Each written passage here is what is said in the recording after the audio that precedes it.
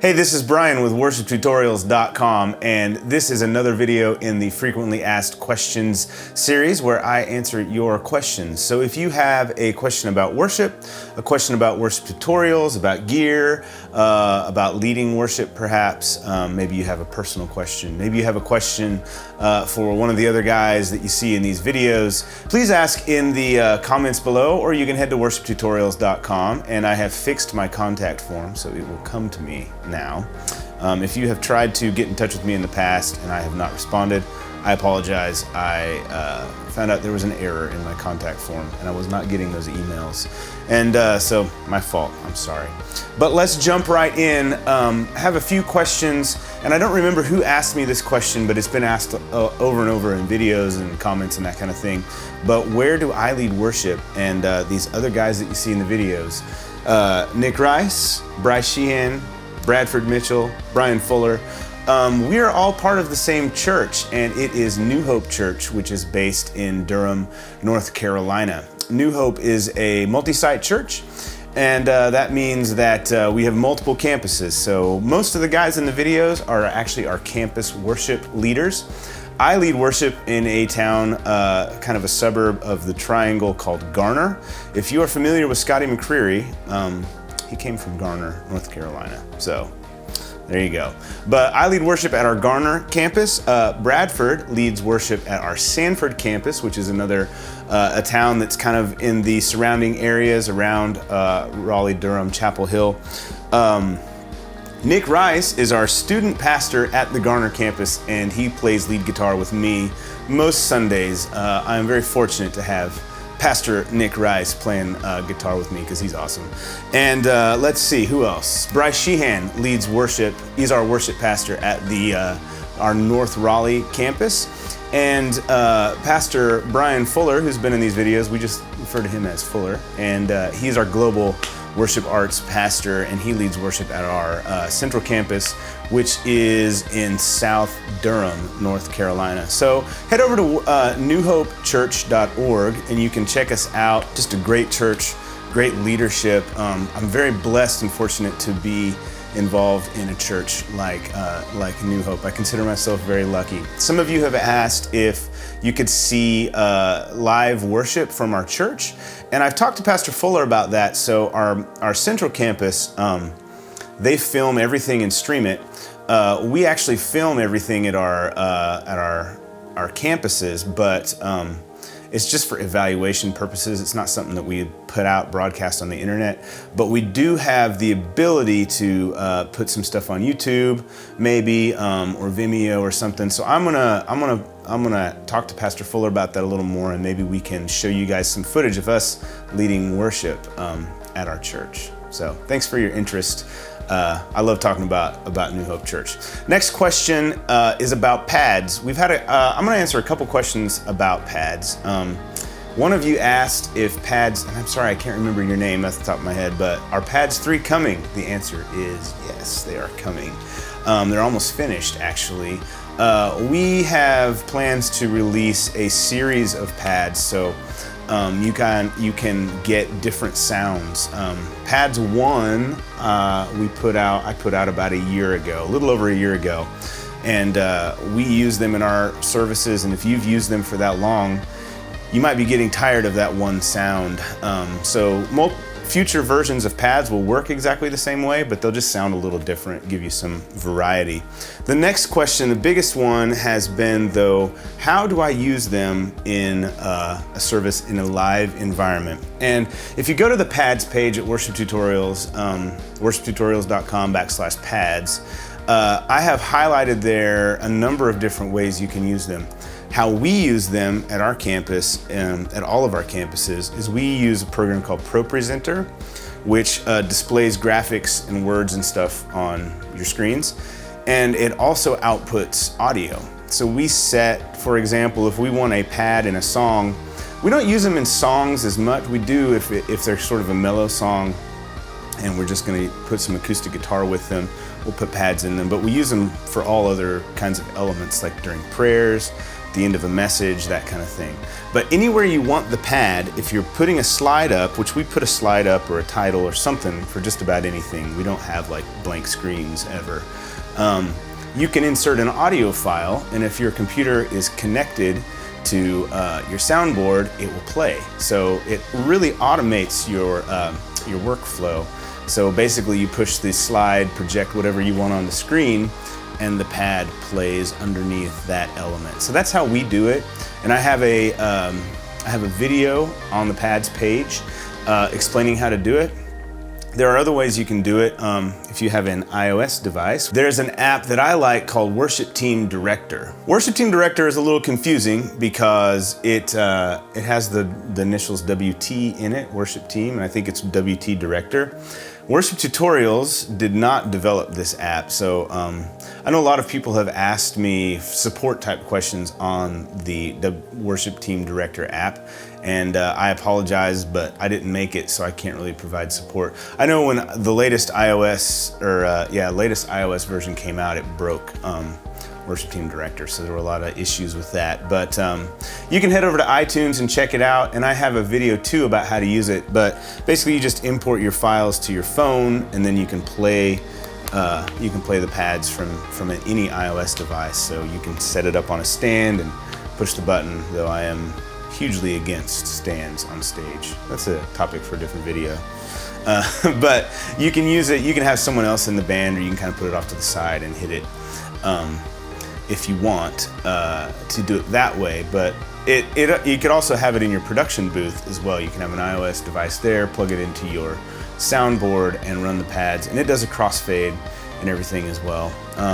Now, the way I used to run pads long ago, years ago, I was in a very smaller church setting. If you are in an environment, maybe a smaller environment, or you want control yourself and you don't want to stand, there is a great way you can control. You can basically put them any software. The pads are MP3s, so any kind of software that plays an MP3 you can use, and you can use any software that will receive a MIDI command. And Ableton Live is really built for that, and there's several versions of it. Some of them are cheaper than others. And there is a cheap pedal made by Line 6. I'm a huge Line 6 fan. Made by Line 6. It is the Express something or other. Basically, it has an expression pedal and 4 buttons, and you can map those. They're MIDI commands, so you can map them to do anything. So I have a video at Worship Tutorials on the pads page, which explains how to set up the pads in Ableton and control them with that foot controller. So you can set them up so you just hit a button and they play, and then you hit a button and they crossfade into the next one. A lot of you have asked about crossfading. You just have to have software that does it. So the Worship Team Director app does it on your phone. Ableton, you can get Ableton to do it, and I explain how to do it in that video. ProPresenter does it natively. If you have an Android device, I've had several people ask me about that. I am not familiar with an app for Android, just because I don't use Android. I don't use an Android device, nor does anyone that I know, really. So it's kind of strange. I live in an Apple world, apparently.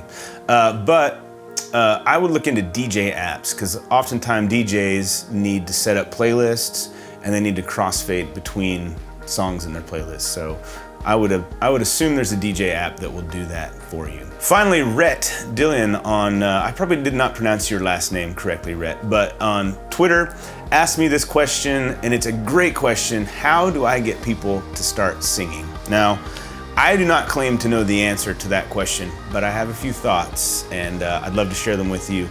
First thing that I would tell you is to make sure you and everyone on your stage is engaged physically in the worship environment.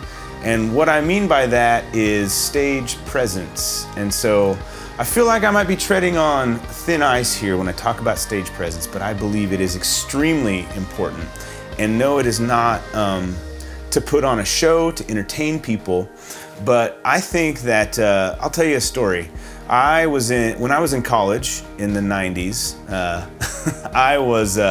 in the late 90s, I was in a band, like a traveling band, and we went to church camps and churches and did all this and led worship for that. And I sang and I played acoustic guitar. So we were filmed on one of those occasions, And when we watched the film back, I was shocked because I had no emotion on my face. It was like whatever life was in the room, I was sucking it out through my stage presence. And that is a buzzkill when you're trying to get people to engage in worship. I watched a video, I can't remember where, I'd love to recommend this, but I can't remember where it was, but it was basically meant for background vocalists. And the instructor said something very powerful. She said, what you do on stage tells people what is appropriate for worship in your church. So I'll repeat that because that's an important statement. What you do on stage, the way you look, the way you sing, the facial expressions, if you raise your hands or not, if you look bored, whatever you do on stage communicates to people in the congregation what is appropriate for worship in your church. So if you are on stage and you look bored, and you probably don't think you look bored, but this could be you, you're telling people that it's okay to be bored during worship. If if no one ever raises your hands or anything like that, or claps or anything, you're telling people that this is a church where people don't raise their hands or people don't clap. So say you're a background vocalist and you don't sing during the verse and you sing a harmony part during the chorus or the bridge or something. So you don't sing during the verses and then you come up to sing during the bridge. You are telling people that it's okay not to sing during the verses. So what I would recommend doing is find a way, and it can be as simple as taking a laptop, turning it around, and pushing record at the back of your church and film a worship service with your team and watch it together. It is a powerful thing because you will see exactly how you look, and it might surprise you. And I say that because it surprised me. And so that was like over 10 years ago that happened. And I still remember it to this day, and it's taken me a long time to develop stage presence. So when I say stage presence, I just mean to look like I'm comfortable, I'm worshiping, I'm enjoying myself. But I'm kind of like a Matt Redman guy, like no sudden movements on stage. I don't jump around, anything like that. But there's a couple things that I would encourage you to do. Smile, smile, smile again, and then smile more. That's what you should do. You should smile, because that's so, it breaks down barriers. Don't use a music stand. Please don't use a music stand. This is a hotly debated topic. But if you're looking at a music stand, you're not engaging with people, and people are checking out, I guarantee you. Don't close your eyes all the time. Sometimes it's okay to close your eyes, but connect with people. You're worshiping as a group of people. You're not a band on the stage singing a song for the entertainment of people in the congregation.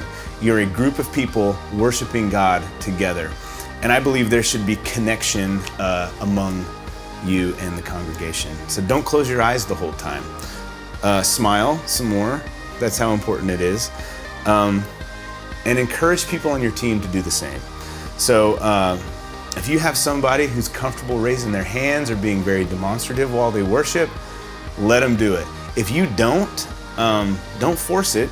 I mean, if you look bored all the time, force yourself out of that. But if you're not like a guy who has both hands in the air all the time, that's okay.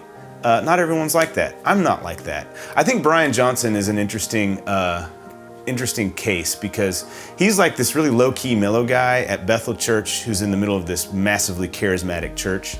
But the guy looks comfortable in his skin and he connects with people. And that's important. Be yourself, be authentic, and smile. That would be my recommendation. So thank you so much for watching. Hey, if you have some questions you'd like me to answer, it could be about anything. I don't have all the answers, but hey, I can either find someone who does, or we can just talk about things together. Let's get some conversation going. Ask them in the comments. Head over to Worship Tutorials, send me an email through the contact form. Feel free to ask me. I will see you next time.